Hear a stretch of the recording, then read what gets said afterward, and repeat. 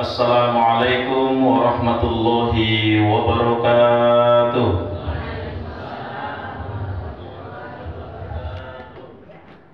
A'udzu billah. Bismillah walhamdulillah, la haula wala quwwata illa billah. Alhamdulillahillazi ahyana ba'dama amatana wa ilaihin nusyur. Asyhadu an la ilaha illallah wahdahu la syarika lah wa asyhadu anna Muhammadan 'abduhu wa rasuluhu man la nabiyya ba'da. Qala Allah Ta'ala fil Qur'anil Karim, a'udzu billahi minasy syaithanir rajim. Bismillahirrahmanirrahim. Ya ayyuhan nasu 'budu rabbakumul ladzi khalaqakum walladzina min qablikum la'allakum tattaqun. Ya ayyuhalladzina amanu taqullaha haqqa tuqatih wa la tamutunna illa wa antum muslimun. Wa qala aidan innal ladzina amanu summa kafaru summa amanu summa kafaru summa zdadu kufra lam yakunillah liyaghfira lahum wala liyahdihum sabila. Shadaqallahul azim. Pengurus masjid dan panitia Ramadan yang sama-sama kita hormati, orang-orang tua kami, para sesepuh, tokoh agama, alim ulama, tokoh masyarakat cerdik pandai, Bapak Ibu jemaah subuh yang dirahmati Allah Subhanahu wa Ta'ala.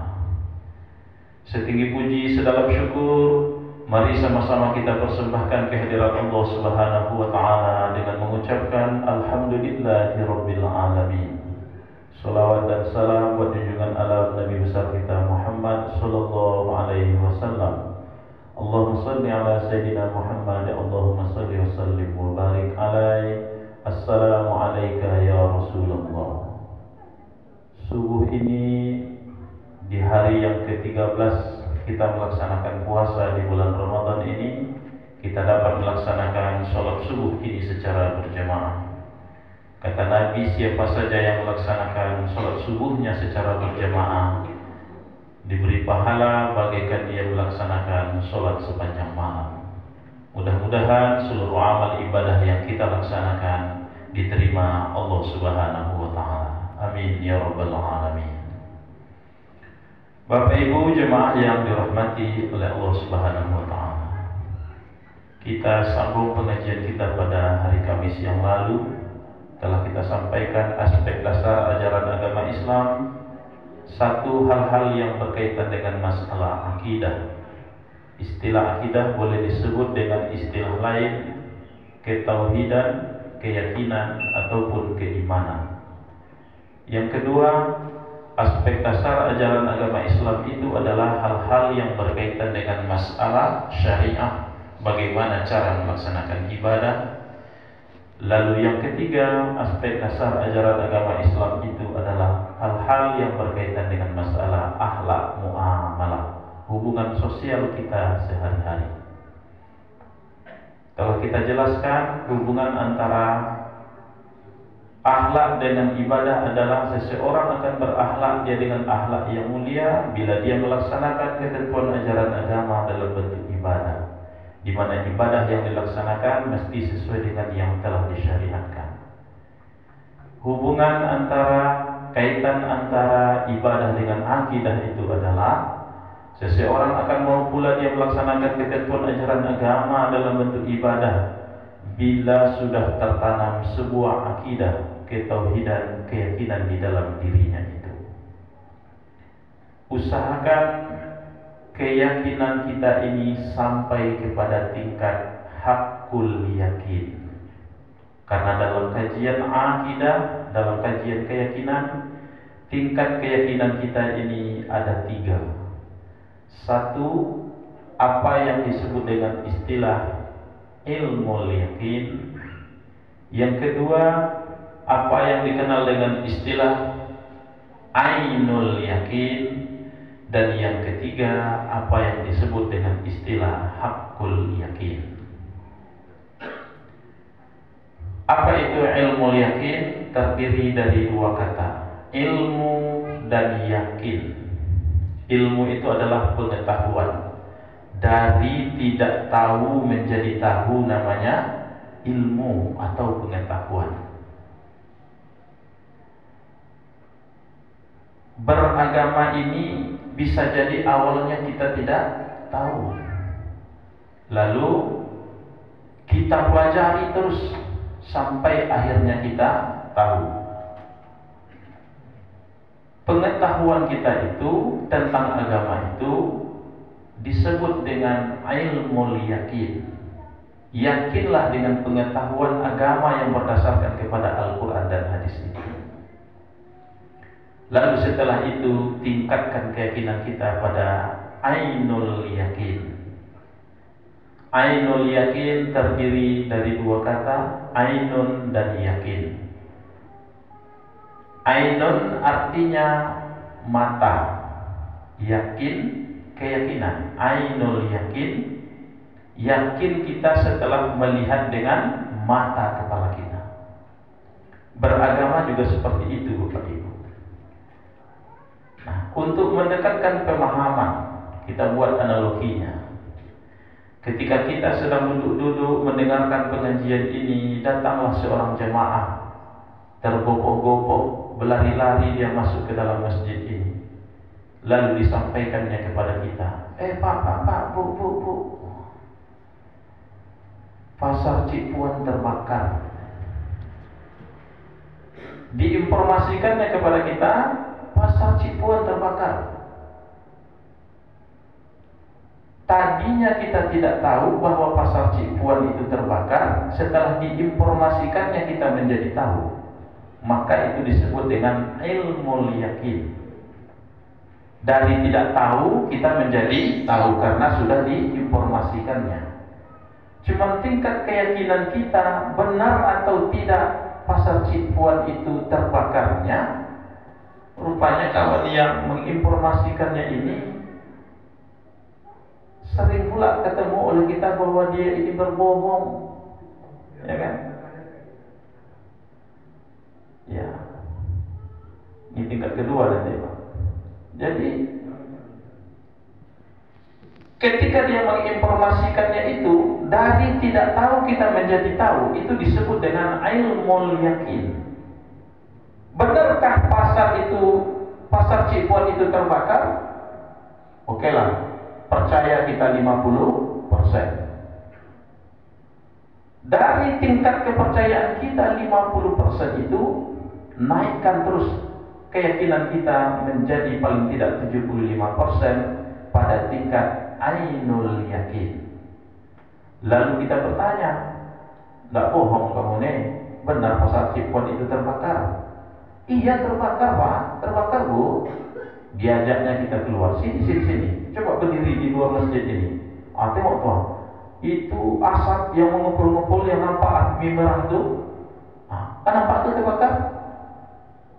Semakin tinggi keyakinan kita, oh iya ya, nampak oleh kita dengan pandangan mata dari jauh. Sudah sampai tingkat keyakinan kita itu ainul yakin, 75% sudah. Tapi belum sampai 100%.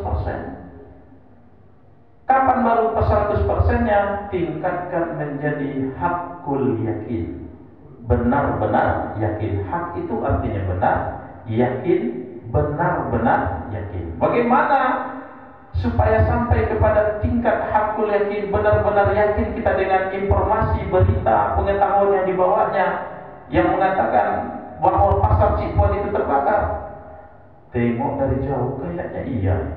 Maka berangkat kita langsung ke lokasinya.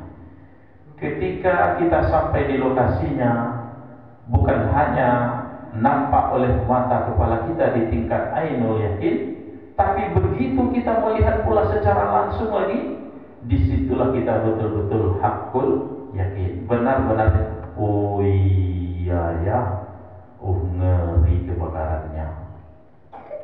Sampai kita kepada tingkat hakul yakin. Beragama ini Bapak Ibu sampaikan kepada tingkat hakul yakin. Ya, sampaikan kepada tingkat hakul yakin. Mulai dari dunia ini sampai di akhirat kelak besok. Jangan kata Allah ketika sudah sampai di akhirat besok baru kita hak hakul yakin, benar-benar yakin. Kalau sudah sampai di akhirat kita baru hakul yakin, dipastikan menyesal. Apa kata Allah dalam Al-Quran? Kita baca setiap subuh Jumat. Rabbana absarna wa sami'na farji'na na'mal solihan inna mu'minun.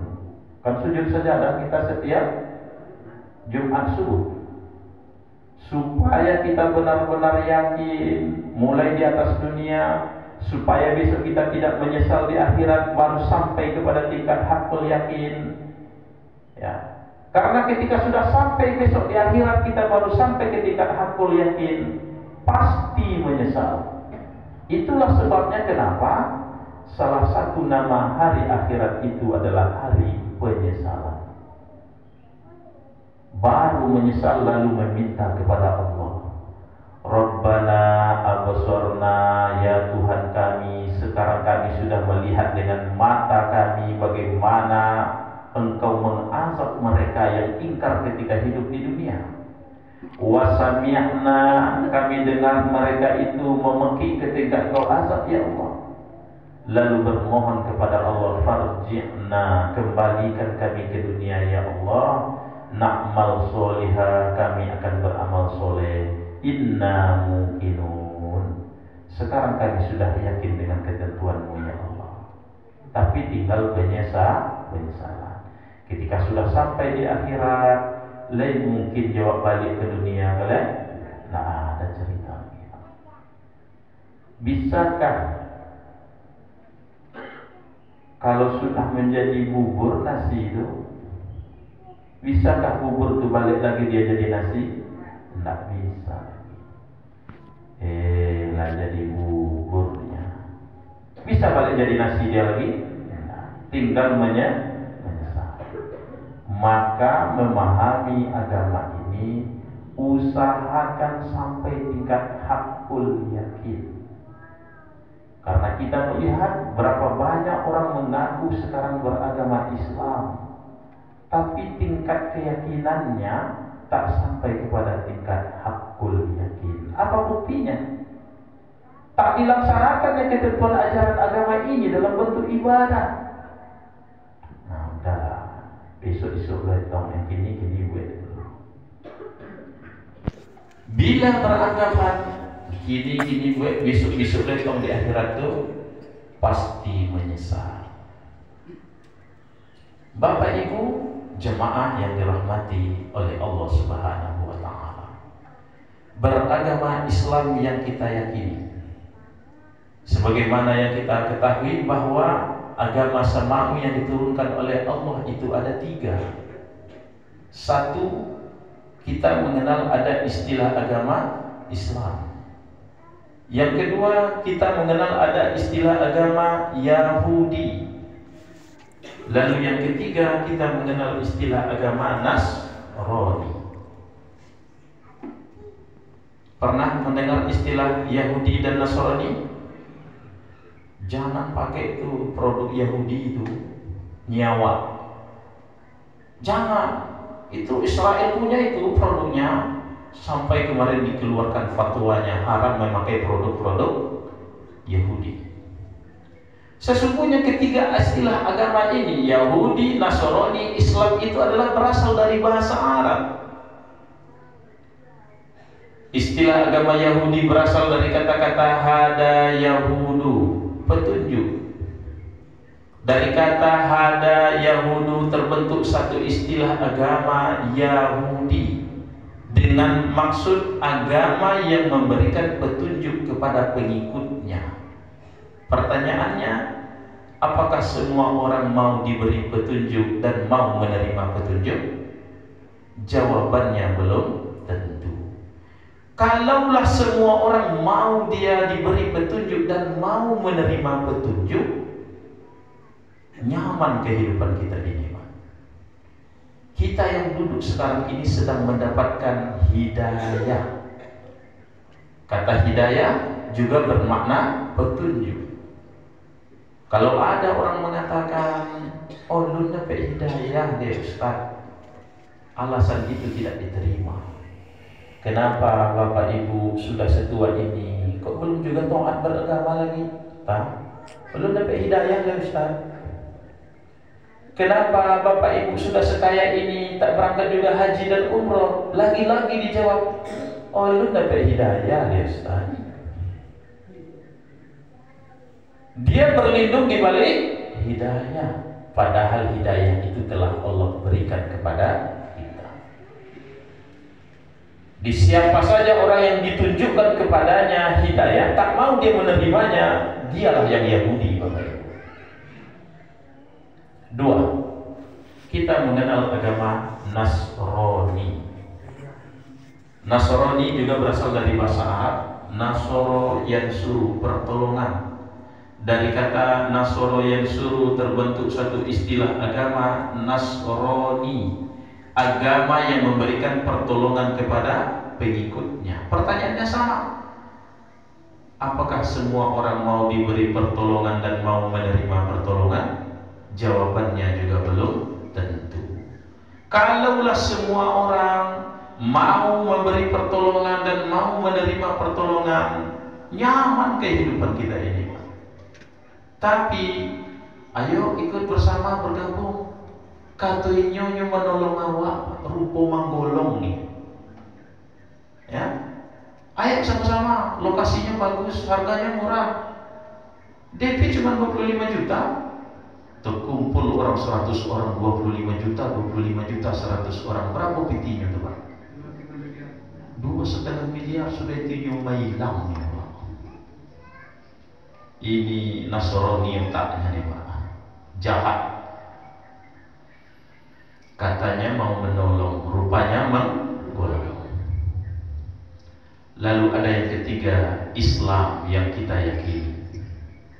Berasal dari kata-kata salama yuslimu, selamat.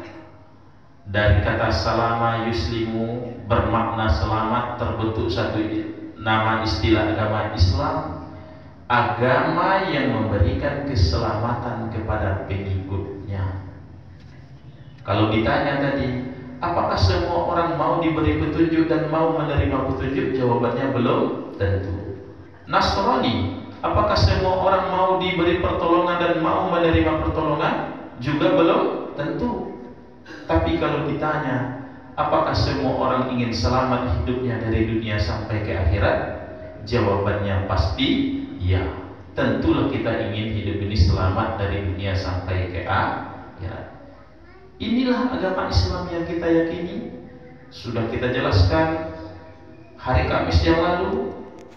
Islam agamanya Muslim orangnya. Semenjak kapan kita Islam? Semenjak 120 hari dalam kandungan. Sudah dibuktikan oleh ilmu kesehatan kedokteran, terbukti.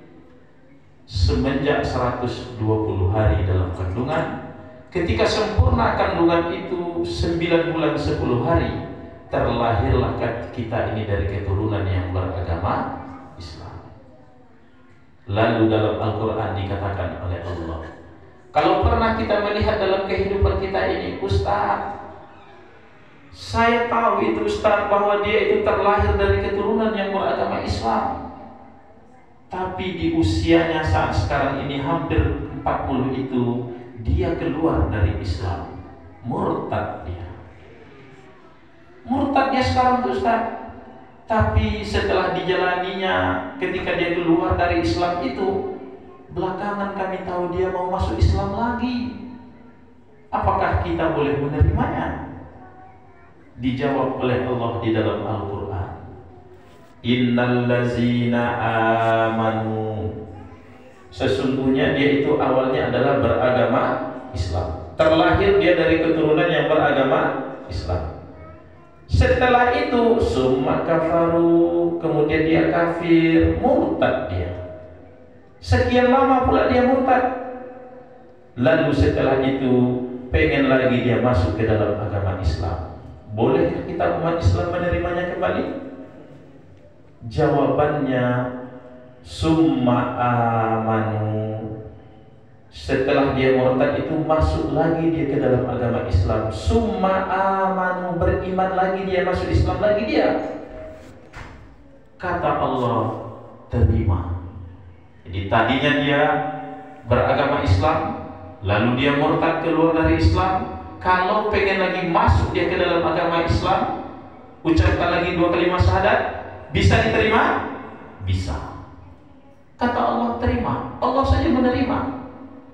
Setelah dia masuk lagi ke dalam agama Islam, summa kafaru, lah keluar lu balik sudah itu murtad lu baliknya, Pak. Ya, keluar lagi dia dari Islam. Setelah dia keluar lagi dari Islam, apakah kalau dia masuk Islam bisa terima lagi? Oh, tak bisa, kata Allah. Lihat ukuran Islam, Muslim, murtad. Kemudian Islam, masuk Islam lagi. Setelah itu murtad. Bila dia keluar murtad lagi setelah itu, summasdadu kufro, dicap oleh Allah, tetaplah dia dalam keadaan murtad kafirnya. Lam yakunillah liyaghfira lahum, Allah tak bisa lagi mengampuni. Ini main-main ini. Tadinya awalnya sudah terlahir dari keturunan yang beragama Islam, sampai dewasa Islam dia, murtad, masuk Islam, oke, diterima. Lalu setelah itu dia keluar pula lagi, maka tetaplah dia dalam kekafiran murtadnya itu. Kalau ingin kembali lagi, kata Allah di dalam Al-Quran ini, lam yakunillahu liyaghfir lahum, Allah tak bisa mengampuni lagi, wala liyahdi lahum sabila, dia tidak akan diberikan lagi petunjuk, maka tetaplah dia dalam keadaan murtad kafirnya itu. Nah, Bapak Ibu jemaah yang dirahmati Allah Subhanahu wa taala. Jadi kita ini secara akidah dalam paham Ahlus Sunnah wal Jamaah sudah Islam semenjak kita dilahirkan. Selesai keislaman kita sampai di situ belum?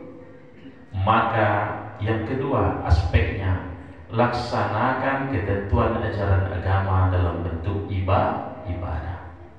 Laksanakan ketentuan ajaran agama dalam bentuk ibadah, di mana ibadah yang dilaksanakan itu mesti sesuai dengan yang telah disyariatkan. Sudah saya sampaikan kemarin. Semenjak kapan pula kita ini wajib melaksanakan ketentuan ajaran agama dalam bentuk ibadah itu? Dalam kajian hukum Islam, fikih, usul fikih, semenjak dia balik berakal, dewasa.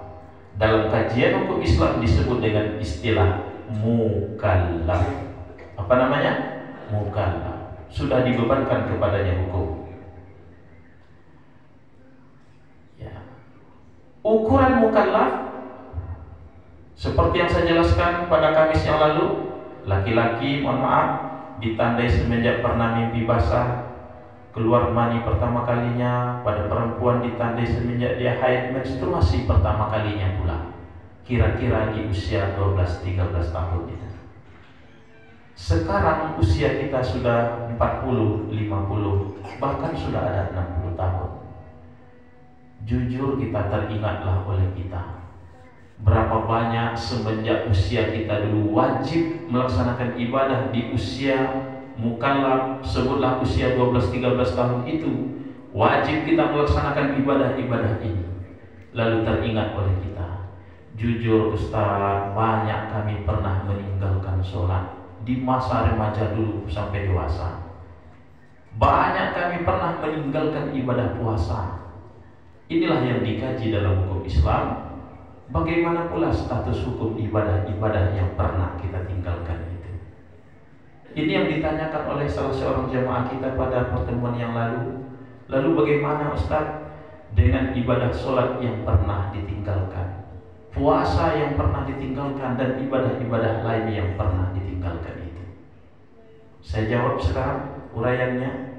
Satu, tentang ibadah sholat yang pernah ditinggalkan. Jujur kita sekali lagi, mungkin sudah tidak terhitung oleh kita berapa banyak ibadah sholat pernah kita tinggalkan. Lalu bagaimana status hukumnya itu? Dalam buku Fiqhul Islami wa Adillatuhu, ditulis oleh Profesor Dr. Wahbah Az-Zuhairi. Ini supaya ilmiah, ini saya bawa bukunya Pak. Kalau mau beli silakan, beli online juga silakan. Ini bukunya 10 jilid, ya sekitar 4.800.000 lah sekarang. Kalau selama ini kita pernah mendengar qada puasa, ternyata dalam kajian hukum Islam terhadap ibadah sholat yang pernah kita tinggalkan itu wajib diqada, wajib diganti kembali. Berapa banyaknya kita mengqada, mengganti sholat-sholat yang pernah ditinggalkan itu? Bukan nanti pada dalam jilid 2 ini, pada bab mengqada sholat, ditulis sesuai dengan perakiraan kita masing-masing berapa banyak sholat itu pernah kita tinggalkan. Ustaz, tidak terbeli kami bukunya, kecil-kecil tulisannya Ustaz, isilah paketnya, ya kan?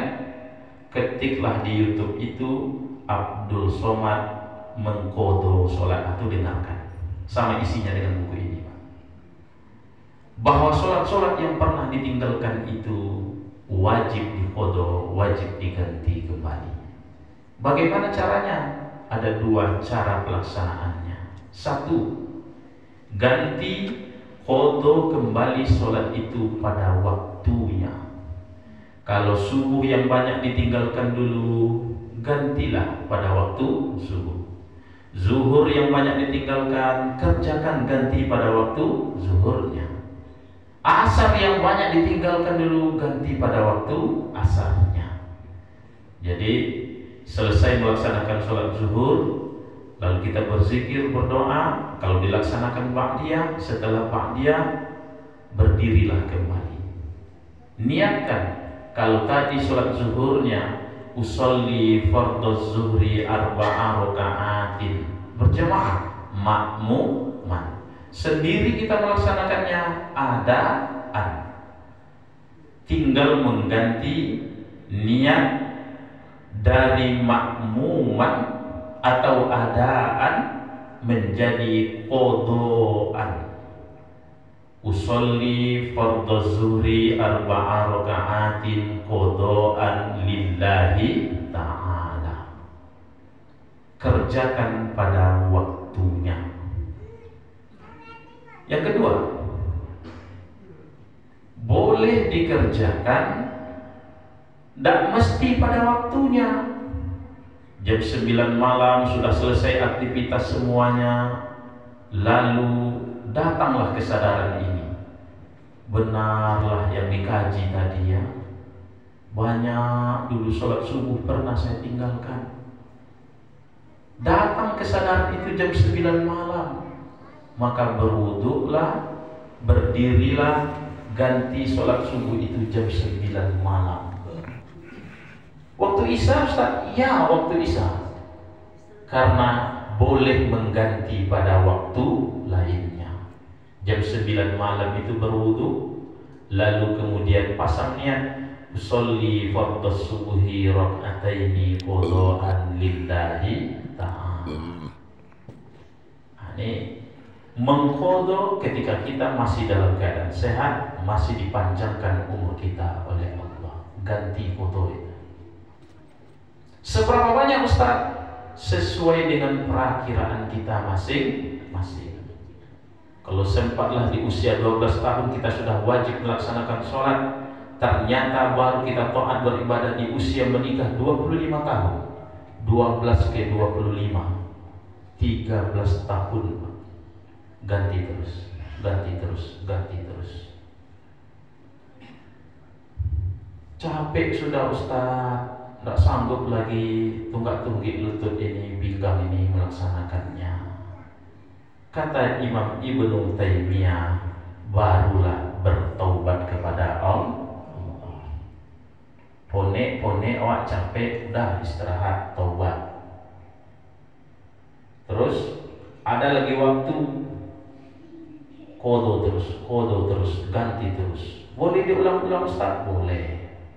Selesai 2 rakaat, tambah 2 rakaat lagi subuh. Selesai isya 4 rakaat, ganti lagi 4 rakaat isyanya. Diulang-ulang terus, mengkodo menggantinya. Itu adalah ketika kita masih hidup. Ternyata meninggal dunia dia. Bagaimana pula status hukum ibadah sholat yang pernah ditinggalkan ketika dia telah meninggal dunia itu? Kalau mau baca jawabannya dalam satu buku Ensiklopedia Hukum Islam, ditulis oleh 36 orang pakar hukum Islam, doktor semuanya. 16 orang diantaranya yang menulis ini adalah profesornya. Dalam buku Ensiklopedia Hukum Islam ini disebutkan bahwa bila seseorang itu telah meninggal dunia, maka ahli waris keluarga yang masih hidup tidak mempunyai kewajiban untuk menggantikan sholat-sholat yang pernah ditinggalkan. Apakah itu yang meninggal itu adalah orang tuanya? Apakah yang meninggal itu suami istrinya atau anaknya? Jawabannya, orang yang masih hidup tak bisa menggantikan sholat yang pernah ditinggalkannya. Ustaz, saya sayang dengan suami saya. Saya sebagai seorang wanita, seorang ibu sudah rajin beribadah. Tapi saya tahu suami saya banyak pernah meninggalkan sholat dan dia meninggal dunia. Bisakah saya, saking sayangnya saya kepada suami saya itu, sekarang saya gantikan sholatnya itu? Tak bisa. Karena ini adalah ibadah mahdhah, hubungan pribadi kita masing-masing kepada Allah. Sayanglah seorang suami kepada istrinya, lalu istri yang sering meninggalkan sholatnya, kata suaminya, Ustaz, bolehkah kami sebagai suami ini menggantikan sholat-sholat yang pernah ditinggalkan oleh istri? Tak bisa. Meninggal orang tua kita, sayang kami dengan orang tua kami, Ustaz, bolehkah kami sebagai anak ini menggantikan sholat-sholat yang ditinggalkan oleh orang tua kami itu? Jawabannya tetap sama. Ahli waris tidak mempunyai kewajiban dan tidak bisa menggantikan sholat-sholat yang pernah ditinggalkannya itu. Nah, Bapak Ibu jemaah yang dirahmati oleh Allah Subhanahu wa Ta'ala, Ustaz, bukankah ada kita ini melaksanakan sholat berjamaah lebih utama daripada sholat sendirian? Ketika dibaca fadilah sholat berjamaah isya sama dengan sholat setengah malam, sholat subuh berjamaah sama dengan sholat sepanjang malam.